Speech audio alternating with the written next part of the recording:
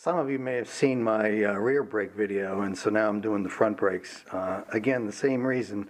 These drums have come out of balance because the weights that were on them originally that were welded to the fins here flew off at some point, and so I've been balancing them with automatic tire balancers and then other, randomly placed weights to try to get it to run smooth.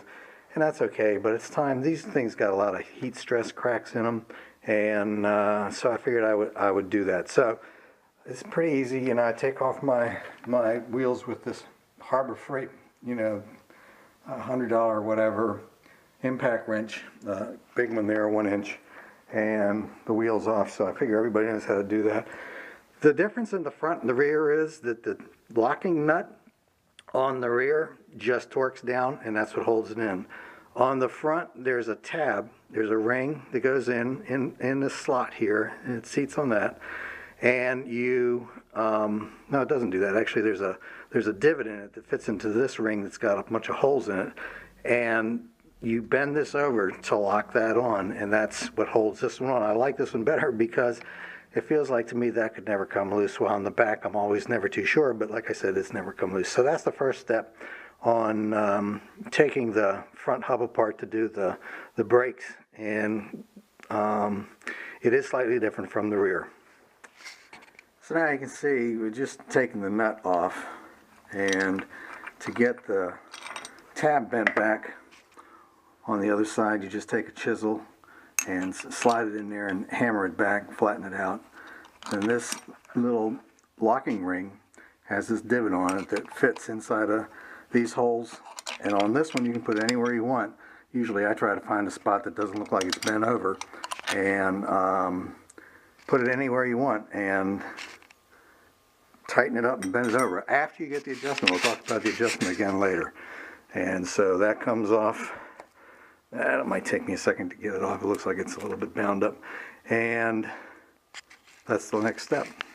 So this comes off, and you can see it has the flat spot on there to lock into the flat spot on the hub. And then this is the adjusting ring, and that just turns off. You can see it has a pin on it too. It'll take a second because it's snugged up right now. I have to do it with a tool. And spin that off, and the bearing is free to come out, and the hub is free to come off. You can see I use this motorcycle jack. I used to lift these things, hubs and drums, off altogether. I've gotten past that stage of life, so I try not to do that. And missing on this is the flat-headed screws that lock the drum to the hub. I screwed them all up when I took it out the last time, and so this time they're not in there, but you cannot get this drum off of this hub. So they're only in there to hold it onto the hub. So I just don't worry about it. Okay, you can see now this is the hub slid off. You can also see that these shoes, even though they have about 170,000 miles on them, are in really, really decent shape. But what you can also see, if you look carefully, is the stress cracks in these drums. These drums are ancient. These are the original drums. I've had them on here for 30 years. And I don't know how long they were in service before that, but you can sort of see how they are cracked. So it was time for new drums anyway. So this is the hub with everything off. You can see the shoes are off, the bearings, everything is out of there. And the way this goes together is that there's these two pins that slide in to the holes in here in the spider. And that's held in by this little plate, and all you do is shove them in there, line them up flat, put the plate in on this side right here, put a screw through it, and the little slot in the pins is what holds that in. That's all there is to it. So as I was cleaning this up, I discovered a problem right here. You can see that pit in the race on the outer bearing of the right front hub. And you can also see a bluing mark around the race.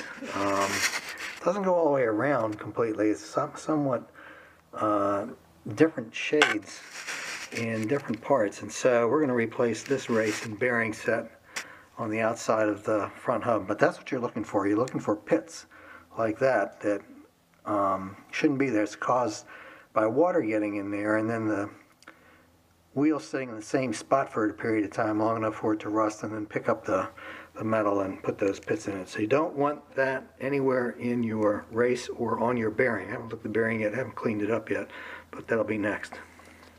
So whenever I do a job like this, I like to clean everything up. So I sanded these down and repainted these the hubcaps, and I ground out all the rust I could for whatever from the hubs.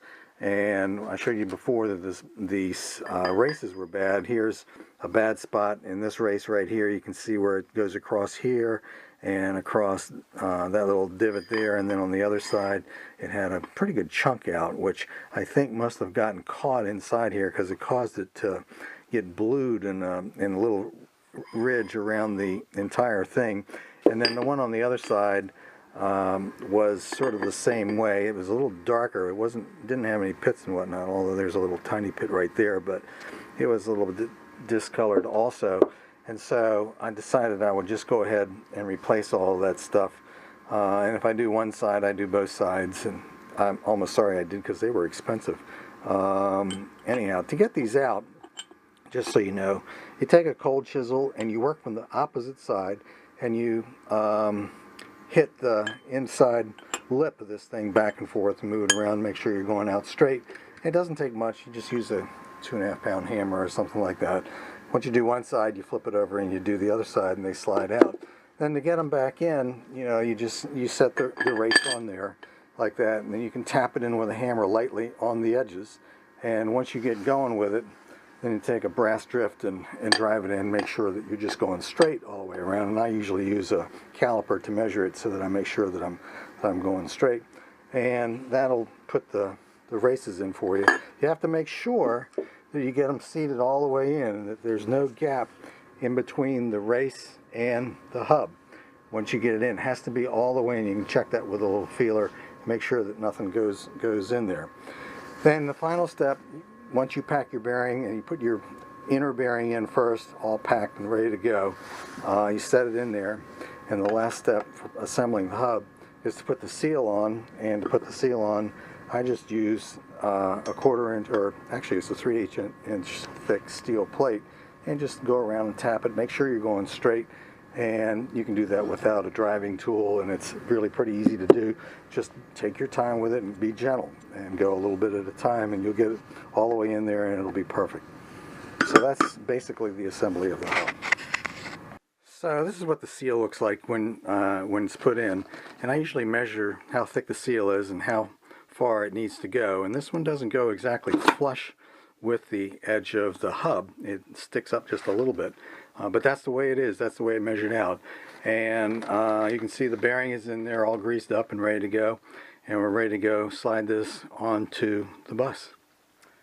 So this is the right side with the brake shoes on, kind of cleaned up and ready to go. I want to do one final cleaning on my spindle here and get all the dust and stuff off of it that came on there when I'm putting the springs on and the shoes on.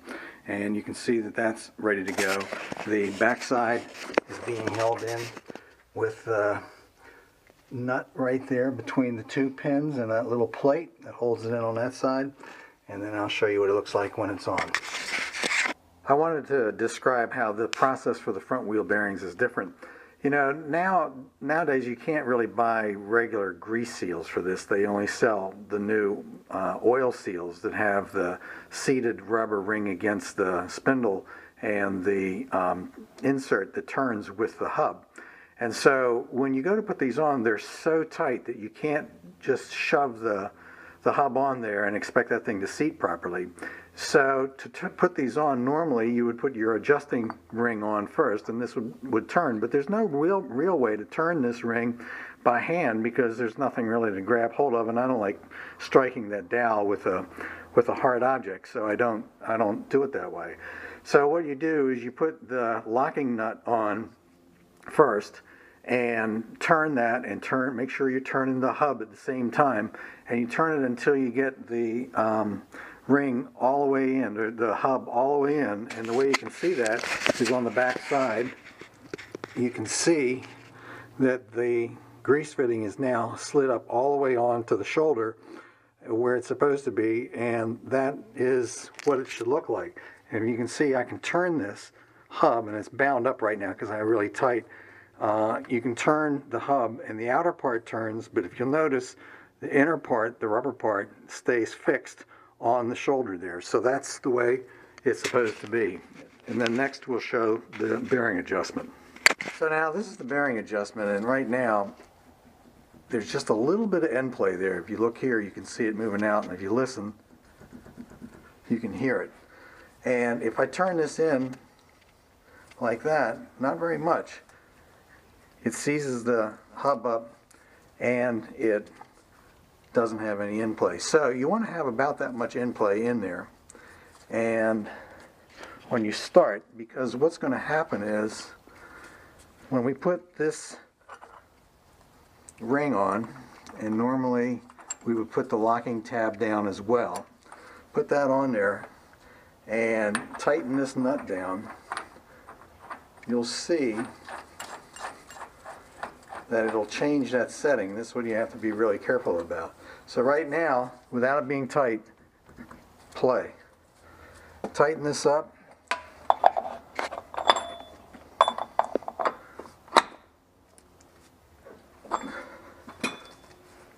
No play. Free turning. And that's where you want it, right about there. So that's pretty tight. Now that's checked, that's made our measurement and got everything straight. So without turning this ring or taking this locking ring off, the one with the holes in it, we're going to take the lock nut off, put this on here, put the nut back on, and then we'll bend it over and we'll know that we have right adjustment, because now it turns freely and there's no end play. And finally, I wanted to show you, I said that I couldn't find these screws to retain the drums to the hubs, but I did, and they are these little screws that you can buy from Fastenal for a box for 20 bucks or so. And so that's it, all buttoned up, and this is the automatic wheel balancer that goes on there next, and that would be the finished product.